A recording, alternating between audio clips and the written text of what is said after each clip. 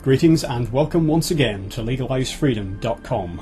My name's Greg Moffat and my guest today is James Corbett, an independent journalist who's been living and working in Japan since 2004 and is the man behind CorbettReport.com. The Corbett Report is an independent, listener-supported alternative news source which operates on the principle of open source intelligence and provides podcasts, interviews, articles and videos about breaking news and important issues from 9/11 truth and false flag terror to the Big Brother police state, eugenics, geopolitics, the central banking fraud and much, much more. James joins us today to discuss the aftermath of the Fukushima nuclear disaster of March 2011 and the ongoing cover-up surrounding almost every aspect of this catastrophic event. There is something rotten in the state of Japan. Stay tuned to find out why.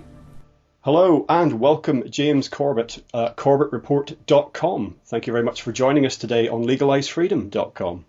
Well, thank you for having me here. It's a pleasure to be here. Now, we're here, James, today to talk about the Fukushima nuclear disaster and some related issues. And this, of course, Fukushima was headline news worldwide, obviously. But then, a bit like the Deepwater Horizon disaster in the Gulf, it went to a status of relative silence in the media. I mean, the stories are still out there, but basically it's gone quiet. And, you know, I sense a cover-up. You have documented a lot of cover-ups. So we're going to walk through some points pertaining to Fukushima and where the official version might differ from reality. And the first thing to get into, I suppose, is that the Japanese government estimates, the last thing I read, that the total amount of radioactivity released into the atmosphere was 1/10 as much as Chernobyl. Everyone will remember that nuclear disaster in the Soviet Union in 1986. Now, 1/10, I've seen that contradicted in so many places. In terms of radiation release, what's the latest sort of information that you have? That's an excellent question. In fact, I don't know what the very latest is. I believe the last time that I checked, they were revising that 1/10 estimate because they were now recalculating how much had gone into the ocean. And I think that's an extremely important and difficult part of this particular situation, is that this is not a Chernobyl-like release in which it all went into the atmosphere. And then once that was contained, it was basically it stopped continuing to spill into the environment. In the Fukushima case, it's the question of the water that they were using to cool it that was leaking out into the ocean, and there's still questions of leaks and in some of the reactor buildings. So unfortunately, it's a much harder situation to get any kind of reliable estimate on, which is why I don't think I would trust any of the estimates that they have at this point. I think the best we can do is just sort of track the demonstrable radiation dispersion both in the air and through the water so far. But in terms of a reliable estimate, in terms of comparing it to Chernobyl, I think that in itself is a bit of a not a fruitless activity, but one that perhaps gives a false impression anyway, because the Fukushima and Chernobyl disasters were so different in so many different respects that I think that to compare the two, even as a way of trying to get in the public's mind an idea of the scope of what's happening is itself perhaps a disservice to this information. Yes, well, I suppose it's the events like this. I mean, they're still relatively rare, thank goodness. But it was the first point of reference that people had, in the same way that they made comparisons with Deepwater Horizon to other oil spills that had been fundamentally different in nature. But it's what the media in particular like to do, isn't it? Like, oh, well, what historical precedent do we have for this? And Chernobyl was the obvious thing to go to. But, of course, Fukushima, whatever the scale of it, in using various parameters, it's much more complex than Chernobyl, partly because there was more than one reactor involved.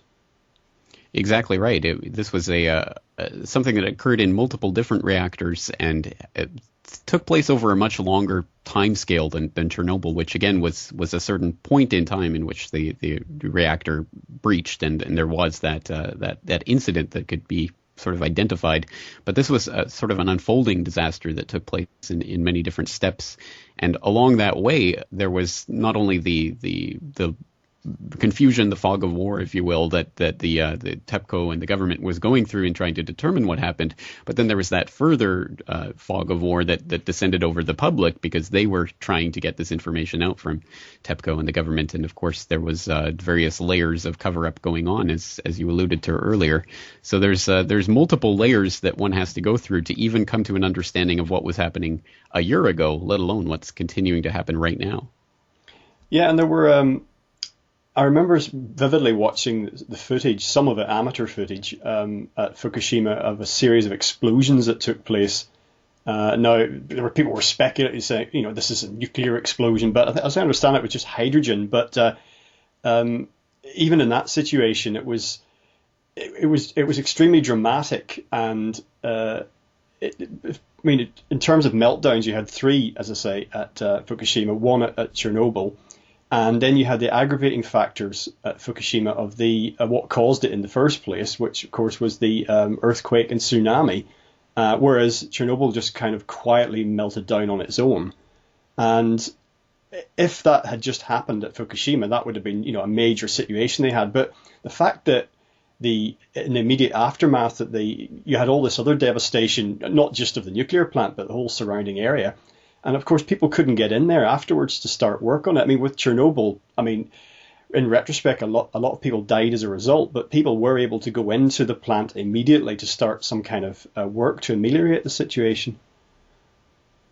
Well, that's right. In fact, that's an integral part of this problem is the design of the reactor itself. This is a Mark I reactor that has been identified for years as being problematic. In fact, some of the engineers who were even involved in taking this type of reactor to the market ended up defecting from their company about some of the problems that were inherent in the design of this reactor, which has led in certain respects to the types of problems that we're dealing with now, not just us here physically in Japan, but people all around the world who are now watching what's going to play out, especially at Reactor 4, which suffers from the most ridiculous design. You'd like to call it a design flaw, but of course, clearly this was part of the intention to put the spent fuel pool right next to the reactor itself, so that if there is a problem like this, the entire not just the fuel that's in the reactor, but the fuel that's been stored up is now at risk, and as that's something that we're seeing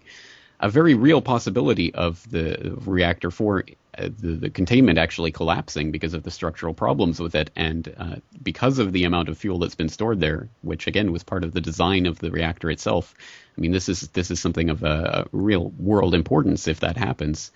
Just a really unthinkable disaster. So I think that this goes back to some of those absolutely fundamental issues to even how this was constructed. And of course, GE and the designers of the Mark I did recommend various upgrades and changes to the reactors throughout the world because of the design flaws that had been identified.